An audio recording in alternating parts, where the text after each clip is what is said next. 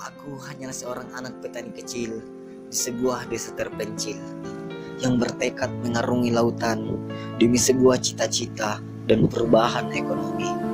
Di mana di masa kecilku yang terdengar hanyalah suara jangkrik dan suara traktor di pemukiman sawah.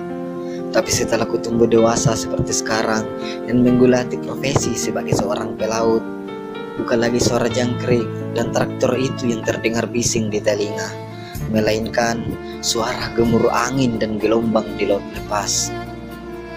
Di lautan ini kuhabiskan masa mudaku, jauh dari teman kecilku, jauh dari orang-orang yang aku sayangi, bahkan jauh dari orang tuaku. Tapi ini semua tak mematahkan semangatku, karena ini semua kulakukan demi untuk masa depanku. Kualiana tallangan atau alia, sekali layar terkembang, pantang biduk surut ke pantai. Dan bagiku, orang tua yang hebat adalah seorang petani yang menyekolahkan anaknya sampai bergelar perwira.